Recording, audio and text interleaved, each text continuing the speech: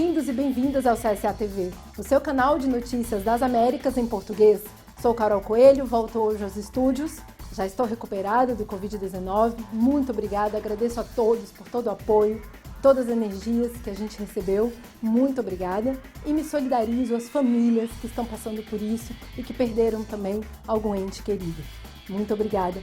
Seguem agora os nossos destaques. A Organização Mundial da Saúde, o Banco Mundial e o FMI apresentaram um plano de vacinação mundial contra o Covid-19.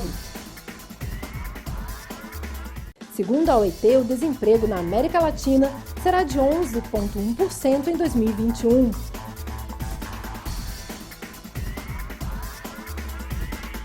E a ONU alerta que os próximos 10 anos serão cruciais para salvar o planeta.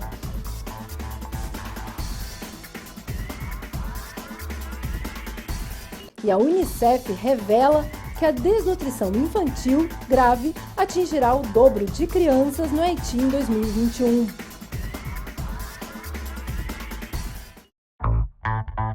E a Comissão Interamericana de Direitos Humanos se reuniu com representantes sindicais e vítimas da repressão na Colômbia.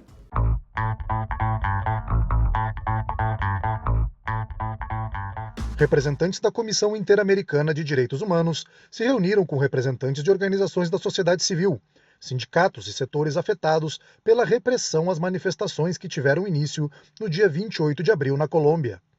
Os integrantes da missão da Comissão Interamericana informaram que realizaram um esforço especial para ouvir as vítimas de violações de direitos humanos e suas famílias, para colher depoimentos, denúncias e informações sobre os eventos ocorridos no país. A comissão também realizou encontros com entidades estaduais, com a Procuradoria-Geral da República, assim como com a Defensoria do Povo. A Comissão Interamericana de Direitos Humanos é formada por 7 membros independentes e realizam missões aos países da região, apresentam relatórios e apuram denúncias de violações aos direitos humanos. A missão da comissão na Colômbia ocorreu entre os dias 8 e 10 de junho. E o FMI, o Banco Mundial e a OMS propõem um plano de vacinação mundial contra o coronavírus. A Organização Mundial da Saúde, o Fundo Monetário Internacional, o Banco Mundial e a Organização Mundial do Comércio apresentaram um plano de vacinação global para acelerar o fim da pandemia de Covid-19. Para atingir esse objetivo, seria necessária uma ação envolvendo instituições públicas e privadas. De forma conjunta, as organizações reconheceram em seu comunicado o papel dos cientistas no desenvolvimento de vacinas em tempo recorde. Ao mesmo tempo, alertaram que a desigualdade no acesso às vacinas é cada vez maior entre os países ricos e os países mais pobres. Segundo as instituições, o plano pode ser implementado com um custo viável e de forma complementar a outras iniciativas da OMS, como o mecanismo COVAX. Com um orçamento estimado de 50 bilhões de dólares, a pandemia nos países em desenvolvimento terminaria rapidamente. Além disso, as infecções e as mortes seriam reduzidas, a recuperação econômica se aceleraria e cerca de 9 trilhões de dólares na produção global seriam gerados até 2025. Além disso, cerca de 60% dos benefícios iriam para mercados emergentes e economias em desenvolvimento, e os 40% restantes beneficiariam o mundo desenvolvido, disseram os representantes das organizações.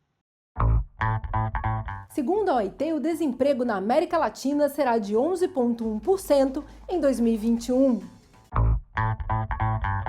A OIT divulgou em relatório que 28 milhões de latino-americanos se encontram em situação de pobreza devido à pandemia, para uma taxa de desemprego de 11,1% na região até 2021. Em 2020, 5 milhões de pessoas passaram para a linha de pobreza, como resultado da pandemia de Covid-19.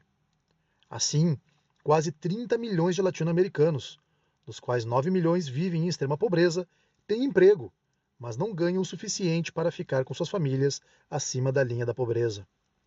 A América Latina e o Caribe experimentaram a queda mais acentuada no número de horas de trabalho durante 2020, quando o equivalente a mais de 30 milhões de empregos teria sido perdido devido às saídas da força de trabalho e uma redução nas horas trabalhadas.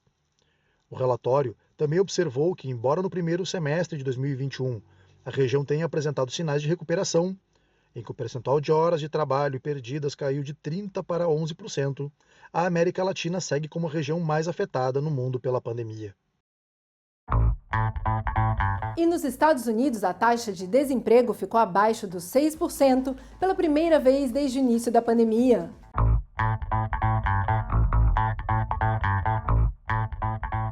A taxa de desemprego nos Estados Unidos caiu em maio para 5,8%. É a primeira vez que o índice ficou abaixo de 6% desde o início da pandemia, de acordo com dados divulgados pelo Departamento Nacional de Estatísticas do Trabalho. O presidente Joe Biden declarou que os dados representam um progresso histórico para os Estados Unidos. A taxa de desemprego, que no ano passado passou de 3,5% para 14,7%, vem diminuindo a cada mês até atingir o percentual de 5,8%, o que aponta para o fortalecimento do mercado de trabalho. Além disso, a economia dos Estados Unidos gerou 559 mil empregos no mês de maio, mais do que o dobro do mês anterior e um dos maiores dados de criação de empregos desde agosto do ano passado nos Estados Unidos. Nenhuma outra grande economia do mundo está crescendo tão rápido quanto a nossa, disse Joe Biden, se referindo aos dados alentadores do mês de maio.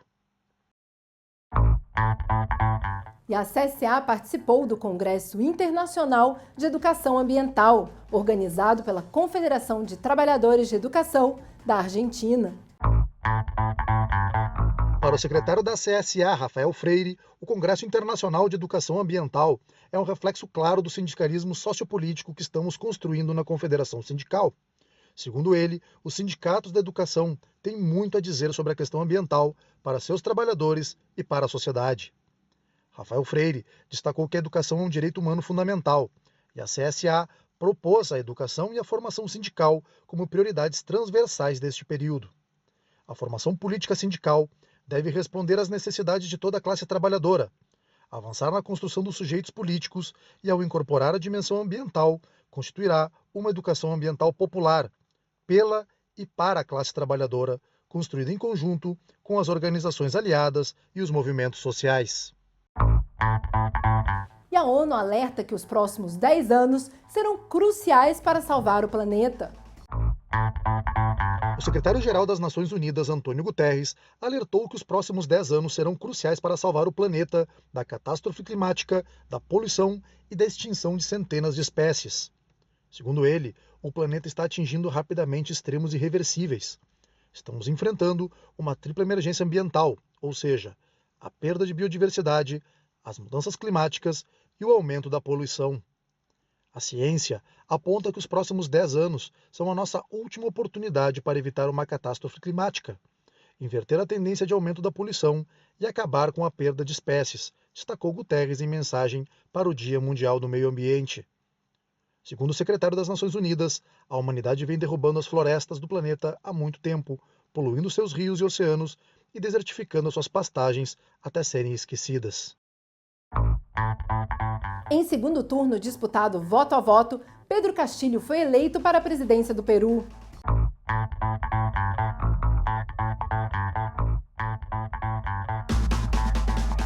Pedro Castillo, de Perú Libre, resultó el ganador de la segunda vuelta electoral en Perú sobre la derechista Keiko Fujimori de Fuerza Popular, al superar el 50% de los votos en una reñida elección que tuvo denuncias de fraude por parte de Fujimori. Desde la noche de la elección, poco después de la votación, la Oficina Nacional de Procesos Electorales fue actualizando el avance del conteo casi cada media hora. Vem atualizando o avanço da contagem dos votos. Llamo a las autoridades electorales. Convoco as autoridades eleitorais que, por favor, pelo Peru e pela democracia, que respeitem e que aceitem a vontade do povo peruano. Formalmente, a apuração pode se estender e há possibilidade de pedido de recontagem dos votos. E a Argentina anunciou que vai iniciar a produção da vacina Sputnik.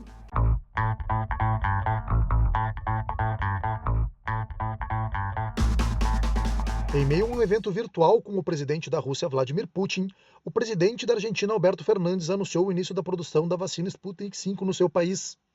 Desta forma, a Argentina será o primeiro país da América Latina a fabricar essa vacina. E a estimativa é de que o país possa produzir 100 milhões de doses ao ano. Alberto Fernandes agradeceu o apoio da Rússia. Segundo ele, o Fundo Soberano Russo e o Instituto Gamaleya estiveram do lado dos argentinos, ajudando para conseguir as vacinas que o mundo não estava dando. Desde esse lugar de gratidão, quero lhe enviar um abraço sincero e também estou muito feliz porque hoje iniciamos o trabalho concreto para começar a produzir na Argentina a vacina Sputnik V. O laboratório privado Richmond será responsável por produzir a vacina na Argentina. Marcelo Figueira, presidente da empresa, agradeceu ao governo russo pela possibilidade de produzir a vacina em território argentino. Segundo ele, passou menos de um ano desde que foi apresentada essa vacina na Argentina e agora será o primeiro país no mundo fora da Rússia que lançará a produção dessa vacina e por isso estamos muito agradecidos. Por sua vez, Putin destacou que o Fundo Russo de Inversão Direta já concluiu acordos para a produção da vacina em mais de uma dúzia de países, o que se fará possível em que, neste momento, o volume de vacina seja suficiente para levar a cabo a imunização de milhões de pessoas. E um relatório da Unicef diz que a desnutrição infantil no Haiti deve atingir o dobro de crianças neste ano. Essa e outras notícias no próximo bloco. Relatório da Unicef diz que a desnutrição infantil no Haiti deve atingir o dobro de crianças durante este ano. O principal motivo é a crise econômica e social do país, agravada pela pandemia de Covid-19. No Uruguai, o Tribunal de Apelações confirmou a sentença que indeferiu o processo contra a Central de Trabalhadores do Uruguai, o PIT-CNT, pela gestão de um plano de moradia sindical. E a secretária executiva da CEPAL, Alicia Bárcena, alerta que os países da região devem tomar medidas urgentes para reduzir o aquecimento global, como a descarbonização das economias e a restauração dos ecossistemas e o reconhecimento do seu valor para a economia e para a sociedade. E no Panamá, artistas prestam homenagens às crianças vítimas de abuso em frente ao parlamento.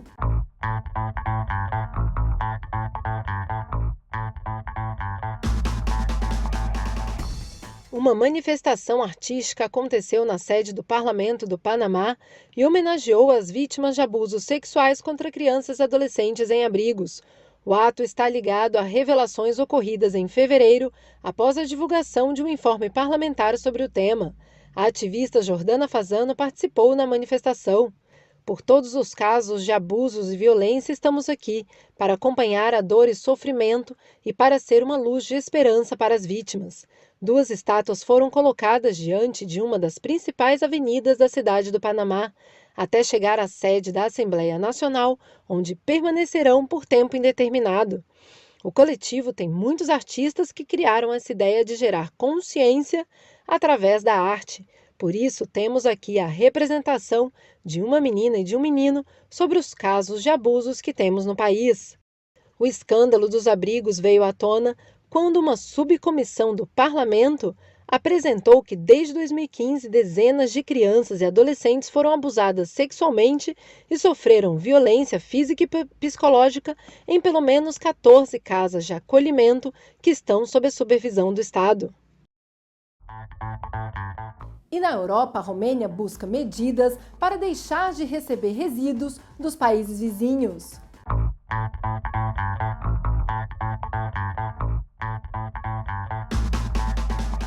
Na última semana, as autoridades da Romênia revelaram que diversas localidades do país estão recebendo milhares de toneladas de peças de carros, televisões e outros resíduos tóxicos de outros países da região. Desde que a China deixou de importar resíduos gerados em países estrangeiros em 2018, a Romênia, a Bulgária e a Turquia têm se tornado o destino do lixo gerado nos países ricos da União Europeia.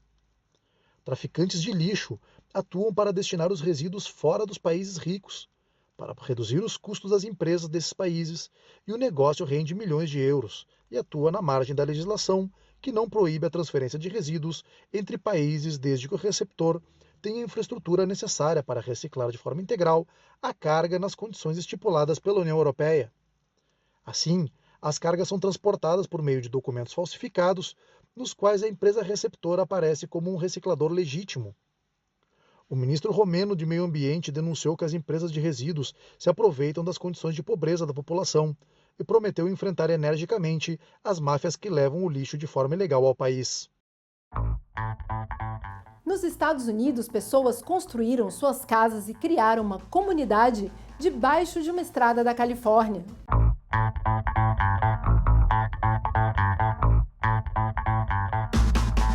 Debaixo desta estrada na Califórnia, um grupo de pessoas construiu a sua comunidade. Hoje, os moradores do local vivem com a ameaça constante de despejo, já que o mesmo foi construído sem autorização, em terrenos do Departamento de Transporte do Estado norte-americano. Na comunidade, vivem pessoas como Kate, vítima de violência de gênero, que relata que ali se sente em segurança. Dados recentes apontam que nos Estados Unidos, mais de 500 mil de pessoas não têm moradia. Um problema nacional que se manifesta de forma especialmente grave em regiões como a Baía de São Francisco, com uma das maiores rendas per capita do país. E uma pesquisadora cubana revolucionou os estudos sobre os primatas no mundo.